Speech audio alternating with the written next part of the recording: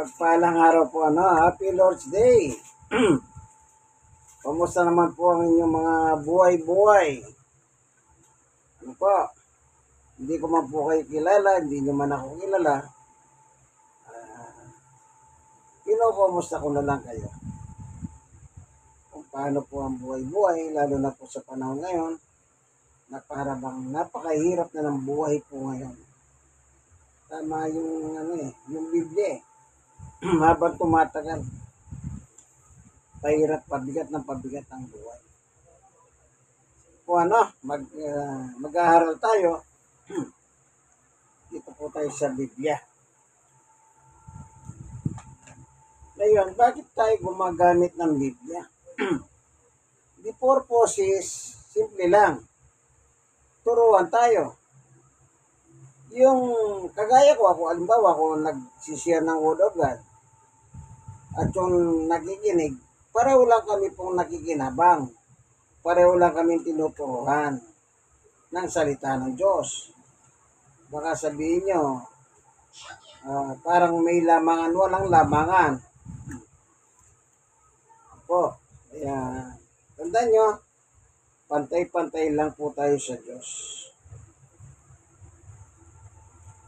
Tignan nyo po ang nakalagay dito.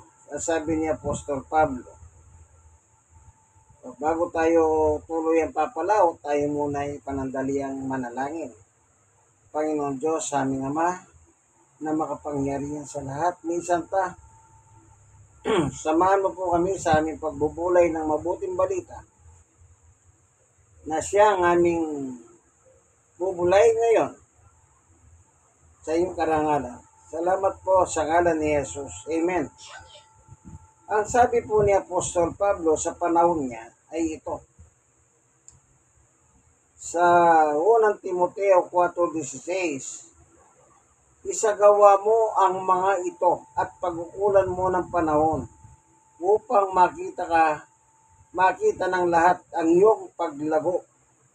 16. Pakaingatan mo ang iyong sarili at ang iyong pagtuturo, patuloy mong gawin ang mga ito, sapagkat sa paggawa mo nito, maliligtas ka pati naman ang nakikinig sa iyo. Yun po ang purpose ng pangangaral. Kagaya nito, home Bible study, dito po tayo kay Nanay Merle, itong pamilya niya. Sa Barangay 102, Sonit, District 1, Tondo, Manila. Ang sabi ni Pablo, patuloy mong gawin ang mga ito. Yan ang utos po kay Timoteo. Ang alin? Yung pagbabahagi ng mabuting balita. Patuloy mong gawin ang mga ito sapagkat sa paggawa mo nito ay maliligtas ka pati ang mga nakikinig sa iyo. Ibig sabihin, yung nagtuturo at yung nakikinig, pareho ang pakinabang. Maliligtas kayo, sabi ni Apostol Pablo. Bakit maliligtas? Kasi po, ang pananampalataya ng tao ay nagmumula sa pakikinig din naman ng aral ng ating Panginoong Jesucristo. Kagaya na sinasabi ni Apostol Pablo po, kung titignan natin itong epistola niya sa Roma. Sa Roma chapter 10. Tingnan natin kung ano po yung nakalagay.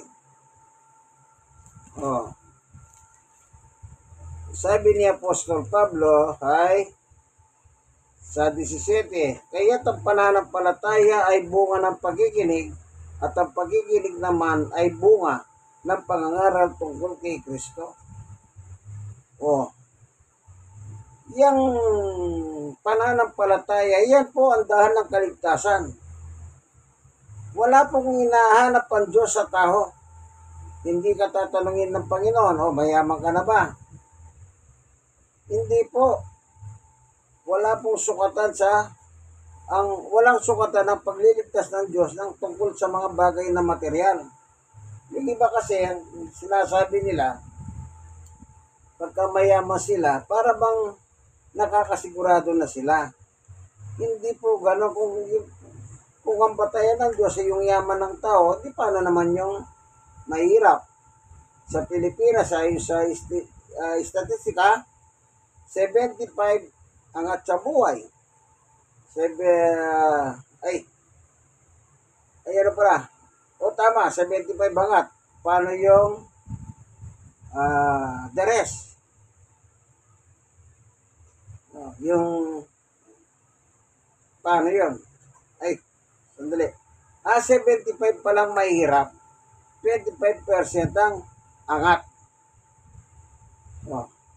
Paano yung 75 na mahirap kung yan ang batayan ng tao? Kaya ang batayan po, pananampalataya ng kaligtasan. Magsisimula po yan sa pamamagitan ng pangangaral. Ang aral na dadalhin naman ay iba po ang dala. Kailangan isa lang. Ang dadalhin mo ay ang aral ni Jesus. Liban doon, wala kang pwedeng dalhin sa tao. Kasi lalabas magiging antikristo ka. Ngayon ang tanong, kanino ba galing ang aral ni Kristo? Kung halimbawa may namimiloso po. Tingnan natin naman ang Panginoong Yesus kung kanino galing ang kanyang tinuturo sa kanyang panahon na sinabi niya sa kanyang mga apostol. Dito po sa 1:12:49, babasahin po natin. Sapagkat hindi ako nagsasalita ng mula sa sarili ko lamang, ang Ama na nagsugo sa akin ang siyang nag-uutos kung ano ang aking sasabihin at ipapahayag ko. Kanino galing yung turo't aral ng ating Panginoong Yesus? Ang sabi niya, galing sa kanyang Ama, yung nagsugo sa kanya. Sino po nagsugo kay Yesus? Ang Diyos, walang iba. Sinugo niya para sa ating kaligtasan kasi nga po, lahat po tayong mga tao makasalanan. Hindi tayo nakasunod sa gusto ng Diyos. Pero dahil sa mahal tayo ng Diyos, tayo po dapat ang parusahan. Ang naghirap si Jesus. Di po ba pinako sa krus? Kung wala pong ipinako sa krus, paano po tayo? Kawawa tayo. Mapapahimpiano tayong lahat. Walang matitira. Kasi sabi ni Pablo, lahat ng tao nagkasala sa Diyos. Pag may kasalanan, may kabayaran. Dito sa lupa, pag nagkasala ka, magbabayad ka. Halimbawa, meron kang napatay, ikukulong ka ng justisya. Makukulong ka, pagbabayaran mo sa kulungan. Pag meron naman mga bansa na halimbawa, meron kamatayan din ng sintensya. Kapag pumatay ka, ang sintensya din sa'yo, papatayin ka rin. Pero sa Pilipinas ngayon, wala na pong kamatayan na atol. Tinanggal po yon. Kasi nga daw, hindi naman daw nahinto yung mga criminality kahit na mayroong bitay-bitay dito. Sabi nila, sabi ng gobyerno. Kaya tinanggal po yung death penalty sa atin. Ngayon, sa Diyos, pag hindi tayo sumampalataya, delikado tayo. Pag hindi tayo sumampalataya kay Jesus. Kaya nga po pinadala ng Diyos si Jesus. Yan po ang magiging solusyon ng problema ng tao. Hindi kayo naniniwala? Tingnan nyo po. Meron nga sinabi si Jesus May mga problema kayo, sabi ni Jesus. Kayo, lumapit kayo sa akin. Yung iba hindi kasi naniniwala. Kasi nga, ang gusto ng tao, halimbawa, pag sinabi mo sa Diyos, Diyos ko, sana po sa oras ito na gumaling ako.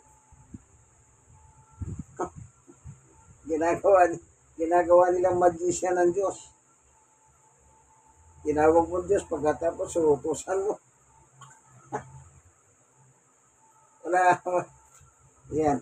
Tingnan nyo, ano sabi niya ang ating Panginoong Jesucristo? Nung nandito po siya sa ibabaw ng mundo, nangangaral, meron siyang binanggit na gaya nito. Babasahin ko lang. Anong sabi niya? Sa Mateo 11:28. lumapit kayo sa akin. Anong sabi ni Jesus? Lumapit kayo sa akin. Nag-iimbita po ang Panginoong Jesus. Ngayon, nasa atin po ngayon kung tatanggapin natin yung imbitasyon niya. Sunod mo po, tuloy natin yung basa. Lumapit kayo sa akin, kayong lahat ng nahihirapan at lubang nabibigatan sa inyong pasanin, at kayo'y bibigyan ko ng kapahingahan. Kita niyo po, lahat ng may problema sa buhay na ito, pinalalapit ni Jesus sa kanya. Kasi po, kung tayo lang, wala talaga tayong magagawa, kaibigan. Kahit anong gawin na, yung doktor na hindi niya magamot-gamot ang sarili niya. Meron po akong kilalang doktor dito. Halos, bagya lang naman ang tanda sa akin. Nung araw, nung magkaroon ng pandemic, yung COVID-19, matagal na hindi ko nakita yung doktor yun. Dahil lumuwag na po, nawala na yung pandemic. Nagpunta po ako sa kanyang klinika. Alam niyo po yung doktor na yon, na COVID-19 siya. At nung makita ko po, matanda ng matanda ang itsura. Si Dr. Sunga. Sabi ko, naman nangyari sa'yo? Akala ko kung sino ka. Ikaw ba yan? Kako, oo, sabi niya. Ba't nagkaganyan ang itsura mo? Kita niyo po, doktor siya. Napakahirap po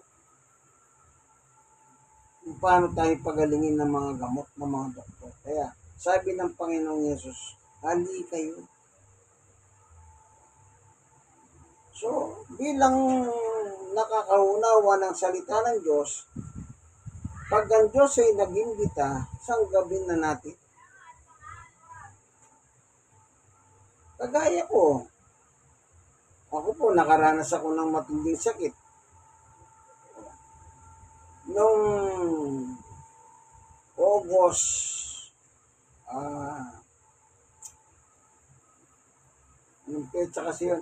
58 years old ako noon.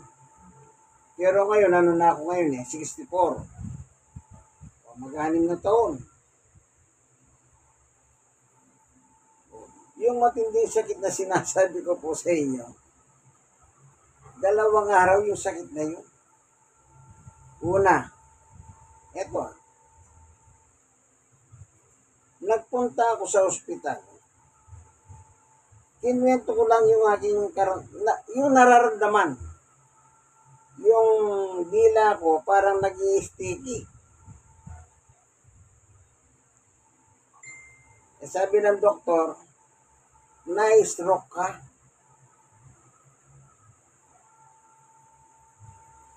Tapos nung umuwi na po ako, dito naman na yung tuhod ko naman. Lumagutok yung tuhod ko habang sumasakay ako ng jeep.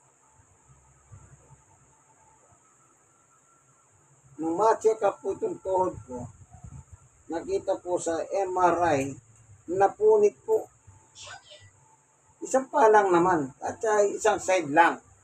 Hindi buong pa, sa isang side lang. Dito lang ito po. Oh. Hindi dalawa. Sabi ng doktor, na-stroke ka. Sabi ng doktor ng orthopedic, yun nga. Saan ko pinagkatiwala? Siyempre sa Panginoong Yesus.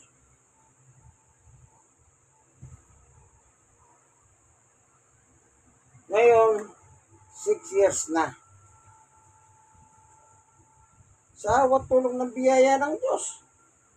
Sabi ng iba, para kang wala sakit bakit? Pag pumupunta ako ng ospital nung araw, nangangaral po ako ron. Di naman sila maigpit Kaya sabi ng mga ibang pasyente, Mukha kang walang sakit, sabi nila. Yun ay yung biyaya ng Diyos. Kaya sabi ni Jesus, hali kayo may mga problema. Ngayon, yung solusyon naman, siya ang magbibigay, hindi tayo. Kaya kung ano po yung pasya ng Diyos, wala tayong magagawa, pasya ng Diyos. Yun namang iba kasi, ang sabi nila, naalala ko po, meron akong nakausap na isa. Ang sabi niya, o bakit ka naman na-stroke ako? Ang sagot niya, pinaparusahan ako ng Diyos. Iba naman po ang interpretasyon niya. Pinaparusahan siya ng Diyos. Kanya-kanya pong paniwala kasi yan eh. Lagi niyo pong tatandaan, ang Diyos po ang may hawak ng buhay natin. Siya rin po, tignan natin yung isang kasaysayan sa Lumang Tipan sa panahon ni Haring Ezekias. Ito pong hari na ito, babasahin natin yung kwento niya, napakaganda eh. Dito po sa Isaiah chapter 38. Maiksi lang naman to pero unawain natin. Dito po sa verse 1. Nang panahong iyon, nagkasakit ng maluba si Ezekias. Maluba. Ibig sabihin, parang between life and death na siya. At nasa bigit ng kamatayan. Grabe, di ba? Kaya siya dinalaw ni Isaias na anak ni Amos. Sinabi niya sa hari, ang utos na ito ni Yahweh, ipatawag mo ang iyong sambahayan at gawin mo na ang iyong mga huling abilin sapagkat hindi ka nagagaling at mamamatay ka na. Oh, anong sabi ng Diyos? Mag-last will and testament ka na kasi mamamatay ka na. Remember that mamamatay ka na, sabi niya. Sunod na talata. Pagkarinig nito, umarap siya sa dingding at nanalangin. Nag-pray na. Yan kasi, ikaw ba naman sasabihan na mamamatay ka rin? Talaga mapapadasal ka talaga. Kaya Timano, dasal ka agad sa higaan niya. Umarap siya sa dingding ng kanyang bahay. Ito sabi niya, O Yahweh, alam mo kung paano ako namuhay sa iyong harapan. Naglingkod ako sa iyo ng tapat at ang ginawa ko ay pawang nakalulugod sa iyong paningin. Pagkatapos nanangis siya ng malakas. 4. Muli nagsalita si Yahweh kay Isaias.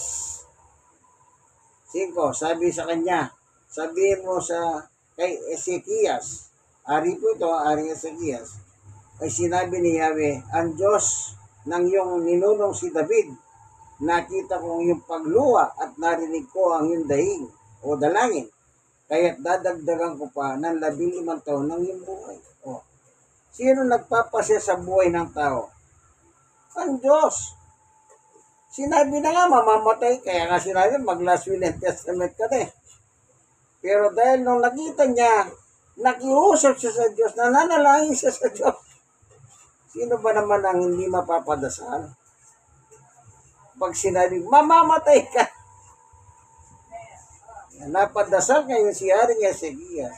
At anong sabi ng Diyos? Pinakinggan ko ang kanyang dalangin. At dinagdagan niya ng 15 years ang kanyang paghahari. Ibig sabihin, hindi natuloy yung kamatayan. Kaya wag po kayong mag-alala. Yung iba kasi, ang tagal ko nang nananalangin, ba't hanggang ngayon? Lalo na sa social media, yung mga may sakit na stroke. At kung babasahin yung kanilang mga sinasabi, talagang nahawa kayo. Lahat ginagawa nila. Exercise dito, exercise doon. Saka gusto nilang muling bumalik yung dati na lang lusog. Hindi ko po sinasabing masama ang exercise. Pero, alam niyo, napakahirap ang exercise na ginagawa nila. Ang dahilan, para gumaling sila.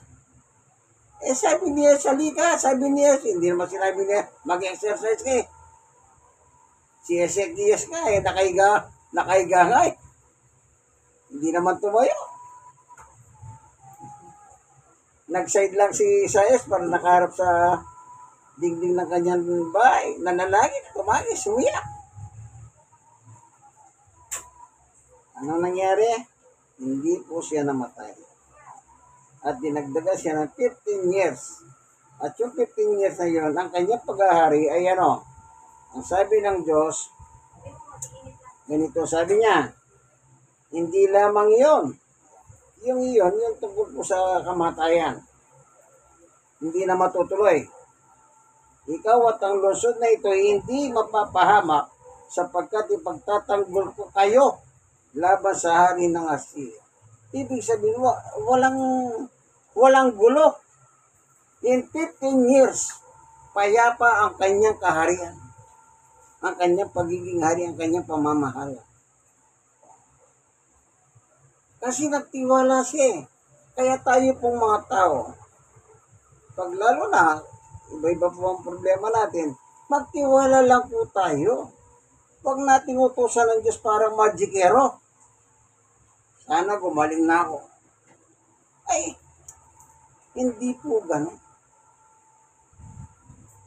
Magtiyaga lang po kayo. Sabi ko nga doon sa isang lalaki, nagsabi siya na pinaparusahan ako ng Diyos. Sabi niya, ilan taon ka na may sakit? 5 taon. Isipin mo, 5 taon ka pang binibigyan ng buhay ng Diyos. Pagkatapos sasabihin mo, pinarusahan ka. Kaya kung talagang parurusahan ka ng Diyos ka, edi sana nung merong atake sa iyo, edi patay ka na. Pero hanggang ngayon, may 5 taon ka na, huminga ka pa, lumalakad ka pa. Nagsasalita ka pa. Malakas ka. Tapos magbibintangan mo pa ang Diyos na pinaparusahan ka. Hindi po ganon. Sometimes ang Diyos po, pinibigay po yung kagalingan sa iba't ibang pamamaraan. Yan po ang tanim ninyo sa inyong kaisipan. Kaya ako po, nung nakaranas ako ng ganito, simple lang. Nagreklamo ba ako sa Diyos? Hindi. Ba't ako magre-reklamo? Tuloy pa rin, nagpapasalamat pa ako sa Diyos. Ito nga, 6 years. 6 years na. Oh. Nakakapag-share pa rin ako ng Word of God. Sige po, Sana meron po tayong natutunan lahat. Kasi sabi nga ni Apostol Pablo, hindi lang ikaw ang maliligtas, kundi pati yung nakikinig sa iyo. Salamat po, Panginoon Diyos, sapagkat ang turo ay napakaliwanag. Ayon po sa nakasulat. Salamat po sa ngalan ni Jesus. Amen. Kayo pong mga nanonood ng video, sana po meron kayong natututunan. Samantalang nakikinig lang kayo.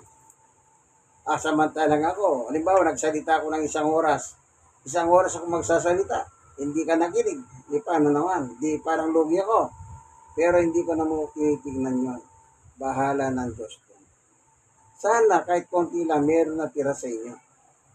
Anong matira? Yung inyong pananalig sa Diyos. Yun po ang nagpalakas kay Aring Ezekias. Kasi nung sinabi ng propeta ng Diyos na si Isaias, mamamatay ka na. Nagkatwiran po siya sa Diyos. Nangatwiran siya.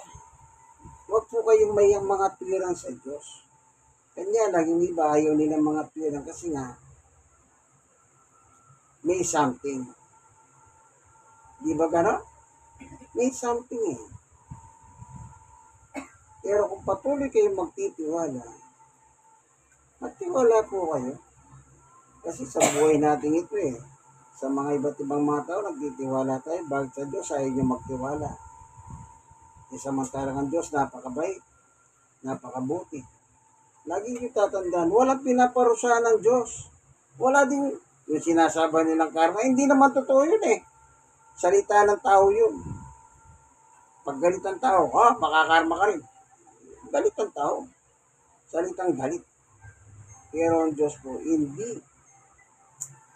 Hindi po siya ganyan. Kaya nga, God is love. Pag-ibig po ang Diyos. Pag-ibig po ang dala niya sa atin. Kaya nga sabi sa 1:16, ayun na lang ang pag-ibig ng Diyos sa mga tao na nagkasala sa Kanya, kaya niya ibinigay ang Kanyang bugtong na anak na si Jesus upang ang mga makasalanan ng mga tao, tayo yun, ay magkaroon ng kaligtasan. Una, kaligtasan din, may problema ka, pangalawa na po yan. Una muna kaligtasan. Ito, panghuli ha. Tignan niyo po ang Biblia. Si Jesus po, tagapagligtas yan. Ngayon, ito panghuli daw, idadagdag lang natin ito. Baka sabihin, ba't padagdag-dagdag? Okay na, may padagdag-dagdag. At least natuturuan tayo. Oh. Verse 17. Isinugo ng Diyos ang kanyang anak, si Jesus. Hindi upang atulan ng parusa, ang alin? Ang mga tao. Tayo yun, mga tao. Kundi upang iligtas ito sa pamamagitan nito. Ang purpose yan, salvation. Hindi parusa. Kaya walang karma at hindi nagpaparusa ang Diyos sa mga taong buhay. Ang gusto ng Diyos sa mga taong buhay, maligtas. Hindi ba napakaganda ng pag-ibig ng Diyos? Masama ka na pero ang gusto ng Diyos, maligtas ka pa. Si Pablo nga, mamamatay tao sa panahon niya. Hindi ba sa mamamatay tao si Pablo pinipili niya, pinapatay niya. Alam niyo sino pinapatay ni Pablo noon? Bago siya maging apostol, pinapatay niya yung alagad ni Jesus mismo.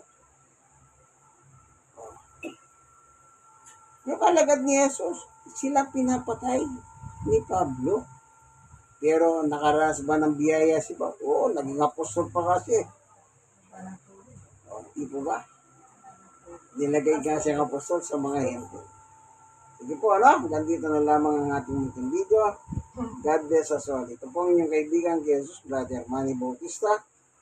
Ayun, lang natin kasi baka sabihin niyo po, wala tayong kasama. Nasa loob tayo ng tahanan. Bahay po ito.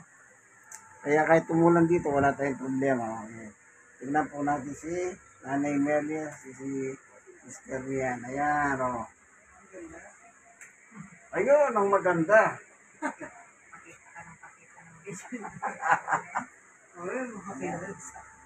Ayan yun na. Malay niyo, pag nakita kayo, pag sabihin nila, sabihin mo, magpunta rin sa amin yan. Kasi gwapo eh. Kalbo lang. Sige po, Joke lang po yung uli yun, yung gwapo tsaka kalbo. Joke lang. Hindi kasali yan. Sa tuwa lang po yun, Sige, God bless us all po. Bye-bye.